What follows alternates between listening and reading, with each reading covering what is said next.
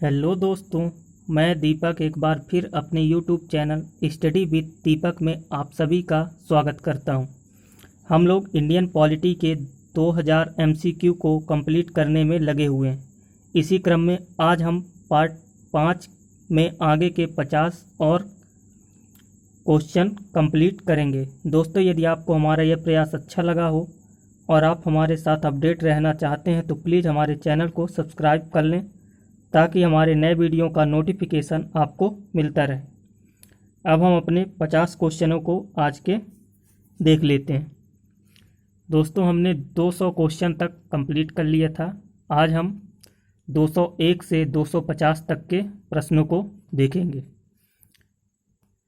201 प्रश्न है, स्वतंत्रता के मौलिक अधिकार में क्या नहीं शामिल है?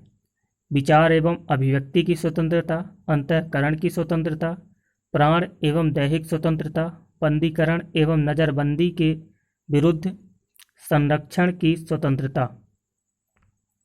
दोस्तों, इसका सही आंसर है ऑप्शन नंबर बी, अंतःकरण की स्वतंत्रता। अगला क्वेश्चन है, क्या भारत में नागरिकों को रोजगार का अधिकार प्राप्त है? हाँ, नहीं, कुछ विशेष मामलों में, नीति निदेशक तत्वों द्वारा।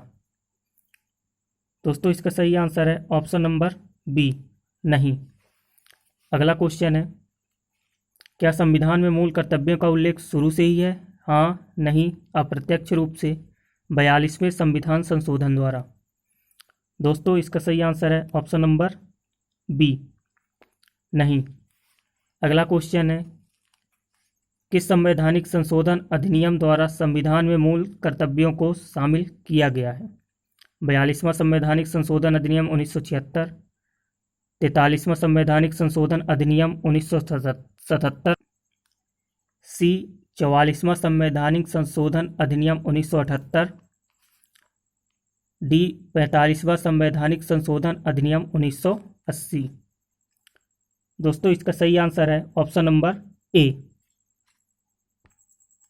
अगला क्वेश्चन है, संविधान के किस भाग में मूल कर्तव्यों के अध्याय को जोड़ा गया है?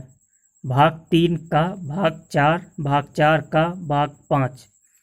दोस्तों, इसका सही आंसर है ऑप्शन नंबर सी, भाग 4 का। संविधान में कुल कितने मूल कर्तव्यों का उल्लेख है? 8, 10, 12, 15। दोस्तों, इसका सही आंसर है ऑप्शन नंबर 10। दोस्तों, हमारे मूल संविधान में मूल कर्तव्य नहीं जोड़े गए थे। ये मूल कर्तव्य हमारे संविधान में 42वें संविधान संशोधन द्वारा जोड़े गए थे, जिनकी संख्या मात्र 10 थी। अब इनकी संख्या वर्तमान में 11 हो गई है, जो कि 11वां कर्तव्य 86वें संविधान संशोधन अधिनियम 2002 द्वारा जोड़ा गया था। अगला क्वेश्चन है, संविधान में मूल कर्तव्य को शामिल करने का विचार किस देश के संविधान से लिया गया है? संयुक्त राज्य अमेरिका, फ्रांस, आयरलैंड, सोवियत संघ। दोस्तों, इसका सही आंसर है ऑप्शन नंबर डी, सोवियत संघ। अगला क्वेश्चन है, संविधान में उल्लिखित मूल कर्तव्य किनके लिए हैं? सभी व्यक्तियों को, सभी नागरिकों के लिए, केवल गैर नागरिकों के लिए, केवल केंद्रीय एवं राज्य के कर्मचारियों के लिए। दोस्तों, इसका सही आंसर है ऑप्शन नंबर बी, सभी नागरिकों को। अगला क्वेश्चन है, क्या किसी मौलिक कर्तव्य प्रवर्तन हेतु अति धनियमित कानून मौलिक अधिकारों का उल्लंघन कर सकती है? हाँ, नहीं, निश्चित नहीं, विशेष परिस्थिति में। दोस्तों, इसका सही आंसर है ऑप्शन नंबर सी, निश्चित नहीं। क्या मौलिक कर्तव्यों की अवहेलना करने वालों को दंड देने की व्यवस्था है? हाँ, नहीं, कुछ विशेष मामलों में अधिनियम बनाकर। दोस्तों, इसका सही आंसर है ऑप्शन नंबर बी, नहीं। अगला क्वेश्चन है, मौलिक कर्तव्यों के पीछे डैश डैश अभिशास्त्री अभिशस्ति नहीं है।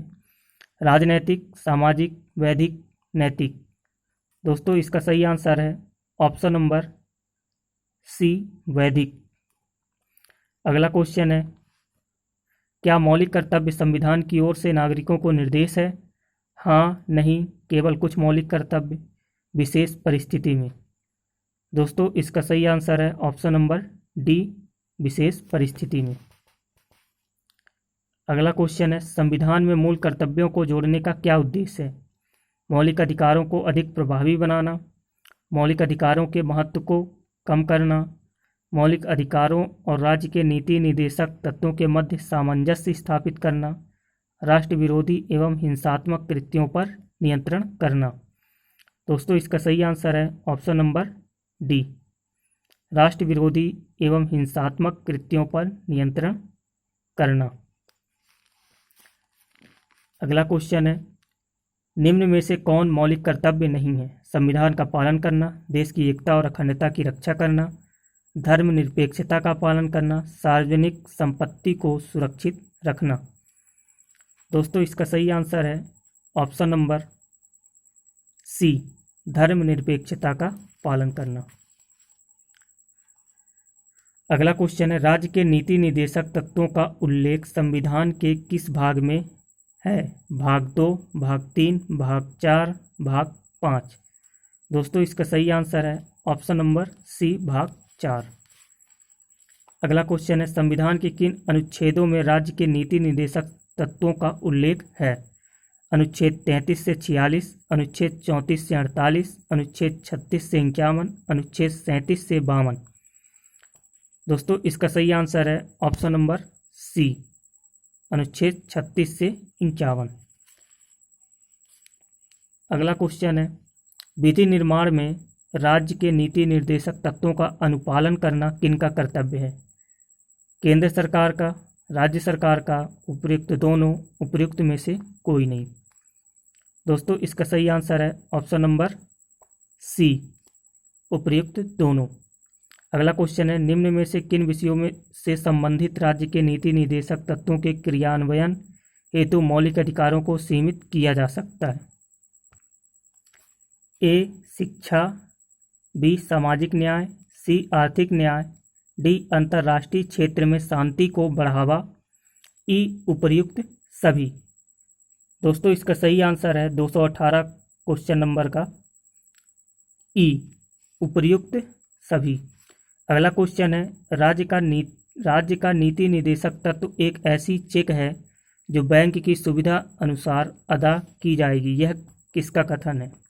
बी आर अम्बेडकर, के टी शाह, डॉक्टर राजेंद्र प्रसाद, के एम मुंशी। दोस्तों इसका सही आंसर है ऑप्शन नंबर बी, के टी शाह या के टी सेठ। अगला क्वेश्चन है, संविधान में राज्य के नीति निर्देशक तत्वों को शामिल करने का उद्देश्य क्या है?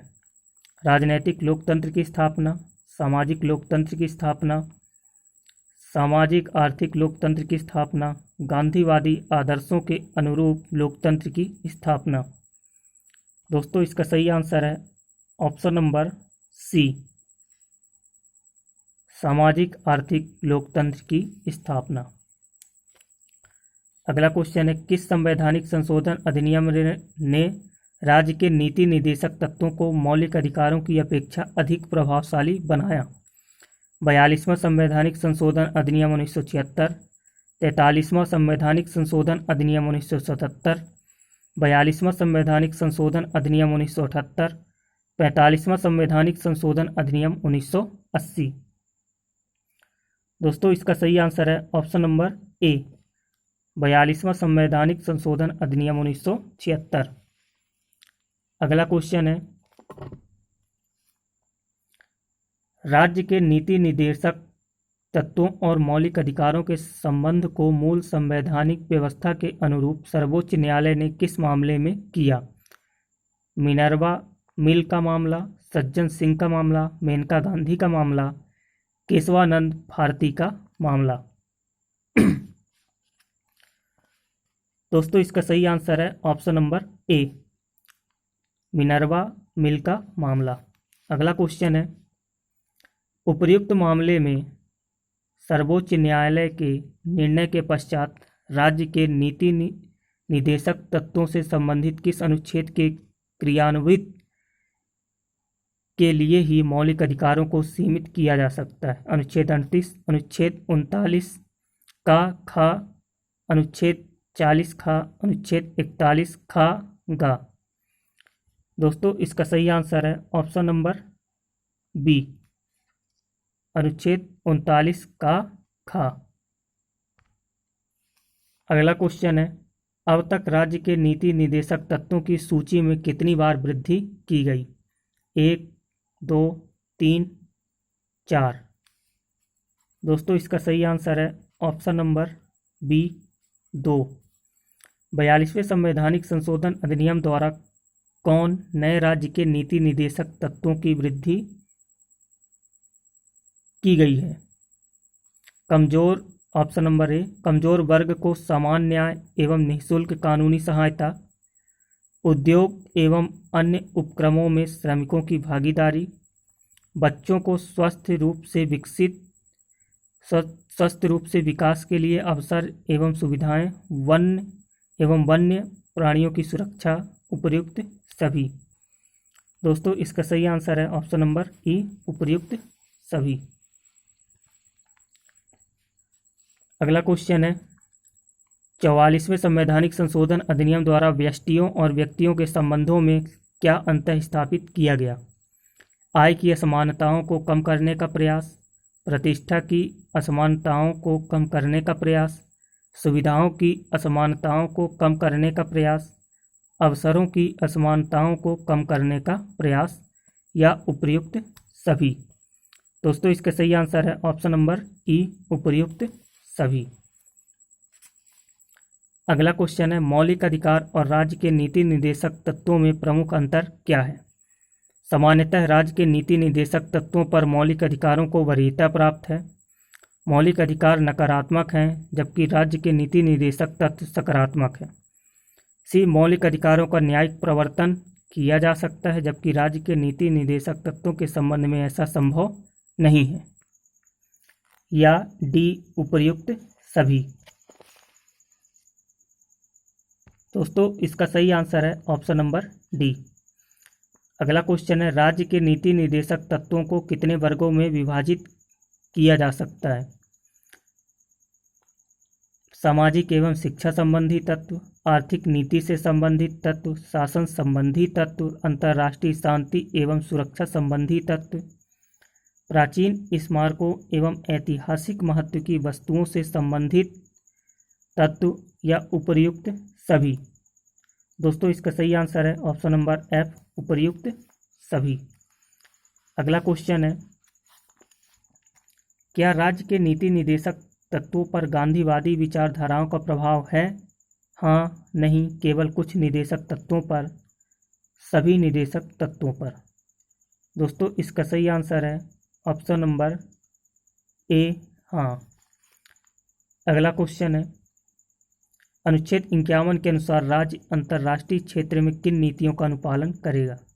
अंतर्राष्ट्रीय शांति एवं सुरक्षा की अभिवृद्धि, अंतर्राष्ट्रीय विधि एवं संधि वचनों के प्रति आदर, राष्ट्रों के मध्य न्यायपूर्ण और सम्मानपूर्ण संबंध, मध्यस्थता द्वारा अंतर्राष्ट्रीय विवादों का निपटना, या उपर्युक्त सभी। दोस्तों इसका सही आंसर है ऑप्शन नंबर ई, उपर्युक्त सभी। अगला क्वेश्चन है, राज्य के नीति निदेशक तत्वों के अनुसार राज्य कितने वर्ष की आयु तक के बच्चों के लिए निःशुल्क और अनिवार्य शिक्षा प्रारंभ करेगा?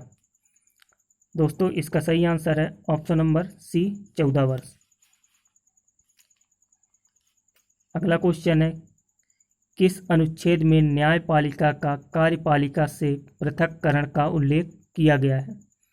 अनुच्छेद 45, अनुच्छेद 46, अनुच्छेद 48, अनुच्छेद 50।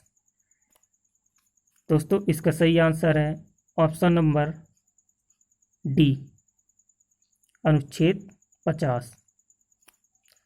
अगला क्वेश्चन है, क्या राज्य के नीति निर्देशक तत्वों में भारतीय नागरिकों के लिए एक समान सिविल संहिता प्राप्त कराने की बात कही गई है? हाँ, नहीं, हाँ पर स्पष्ट रूप से नहीं, अनुच्छेद 44 के अंतर्गत। दोस्तों, इसका सही आंसर है ऑप्शन नंबर ए, हाँ। अगला क्वेश्चन है, संविधान के किस भाग एवं अनुच्छेद में संवैधानिक संशोधन प्रक्रिया का उल्लेख है? भाग 1 अनुच्छेद 3,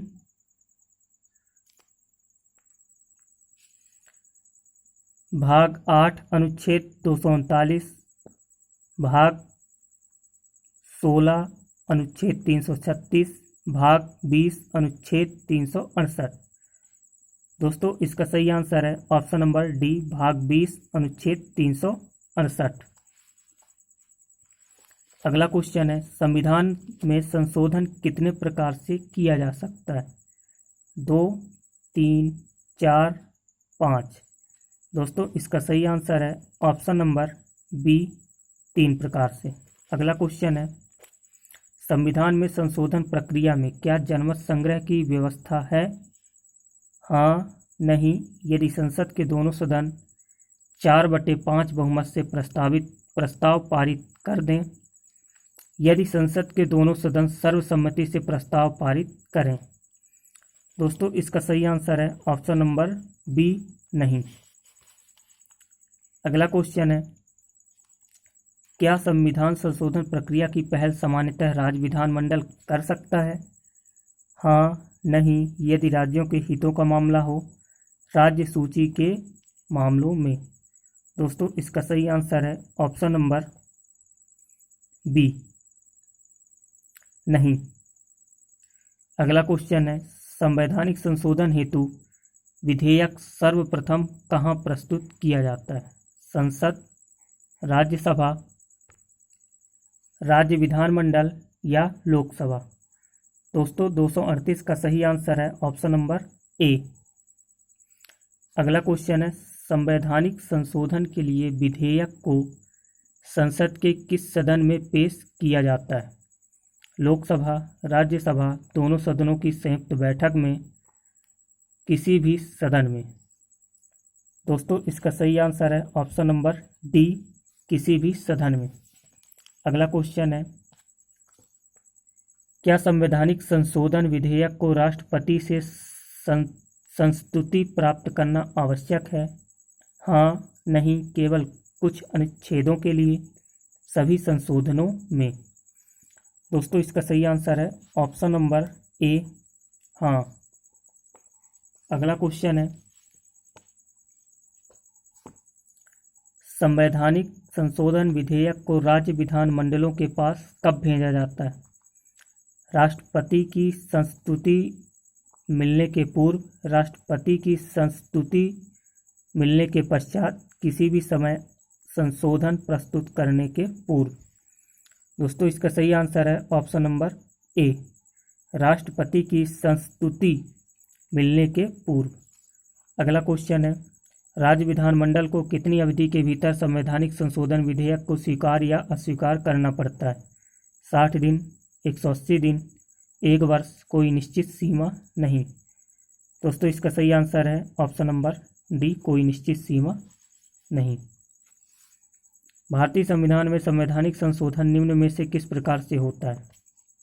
संसद के दोनों सदनों के साधारण बहुमत द्वारा, संसद के दोनों सदनों के कुल संख्या का बहुमत तथा उपस्थित एवं मतदान में भाग लेने वाले सभी सदस्यों के 2/3 बहुमत द्वारा, सी, संसद के दोनों सदनों के कुल संख्या का बहुमत तथा उपस्थित एवं मतदान में भाग लेने वाले सदस्यों के 2/3 बहुमत, और अंत में उक्त विधेयक को कम से कम आधे राज्यों की स्वीकृति द्वारा या उपर्युक्त सभी। दोस्तों, इसका सही आंसर है ऑप्शन नंबर डी, उपर्युक्त सभी। अगला क्वेश्चन है, संविधान के अधिकांश अनुच्छेदों को संशोधित करने के लिए कौन सी प्रक्रिया अपनाई जाती है? साधारण बहुमत, 2/3 बहुमत, 2/3 बहुमत एवं राज्यों का अनुमोदन, या कोई नहीं? दोस्तों, इसका सही आंसर है ऑप्शन नंबर बी, 2/3 बहुमत। अगला क्वेश्चन है, साधारण बहुमत से पारित होने वाले संवैधानिक संशोधन विधेयक को क्या उसी प्रकार संसद के दोनों सदनों में पारित किया जाता है जिस प्रकार एक साधारण विधेयक को? हाँ, नहीं, कुछ अनुच्छेदों के संदर्भ में, उपयुक्त में से कोई नहीं। दोस्तों इसका सही आंसर है ऑप्शन नंबर ए, हाँ। अगला क्वेश्चन है, क्या राष्ट्रपति संसद द्वारा पारित किसी संवैधानिक संशोधन विधेयक को संस्तुति देने से मना कर सकता है? हाँ, नहीं, कुछ अपवादों के अलावा, मंत्रिमंडल के परामर्श के अनुसार। दोस्तों इसका सही आंसर है option number B, option number B, नहीं। अगला क्वेश्चन है, किसी संवैधानिक संशोधन विधेयक के मुद्दे पर संसद के दोनों सदनों के मध्य विवाद उत्पन्न होने पर क्या राष्ट्रपति दोनों सदनों की संयुक्त बैठक बुला सकता है? हाँ, नहीं, यदि लोकसभा अध्यक्ष सहमत हो तभी नहीं। दोस्तों इसका सही आंसर है ऑप्शन नंबर बी, नहीं। अगला क्वेश्चन है, क्या संसद के किसी भी सदस्य को संवैधानिक संशोधन विधेयक प्रस्तुत करने का अधिकार है? हाँ, नहीं, केवल कुछ मामलों में, अस्पष्ट। दोस्तों इसका सही आंसर है ऑप्शन नंबर ए, हाँ। संसद में किसी संवैधानिक संशोधन विधेयक प्रस्तुत करने के पूर्व क्या राष्ट्रपति की अनुमति प्राप्त करने की आवश्यकता होती है? हाँ, नहीं, मौलिक अधिकारों से संबंधित अनुच्छेदों के संदर्भ में, केंद्र राज्य संबंध से संबंधित अनुच्छेदों के संदर्भ में। दोस्तों इसका सही आंसर है ऑप्शन नंबर बी, नहीं। लास्ट क्वेश्चन है, किसी संवैधानिक संशोधन विधेयक के संदर्भ में राज्यों की अनुसमर्थन के संबंध में कौन सा कथन सही है? ए, विधेयक को कम से कम आधे राज्यों का अनुसमर्थन मिलने के बाद राष्ट्रपति के पास संस्तुति के लिए भेजा जाता है। विधेयक को कम से कम आधे राज्यों का अनुसमर्थन मिलने के बाद भी शेष राज्यों का विचार जान लेने के पश्चात ही राष्ट्रपति के पास संस्तुति के लिए भेजा जाता है। सभी सत्य है, सभी असत्य है। दोस्तों इसका सही आंसर है ऑप्शन नंबर ए, विधेयक को कम से कम आधे राज्यों का अनुसमर्थन मिलने के बाद राष्ट्रपति के पास संस्तुति के लिए भेजा जाता है। दोस्तों आज के हमारे ये 50 क्वेश्चन खत्म हो गए हैं। अब हम अगले 50 क्वेश्चन अगली वीडियो में करेंगे। दोस्तों यदि आपको हमारी यह वीडियो अच्छी लगी हो तो प्लीज़ लाइक करें, शेयर करें और कमेंट करें तथा सब्सक्राइब कर लें, जिससे हमारे नए वीडियो का नोटिफिकेशन आप तक पहुंचता रहे। धन्यवाद।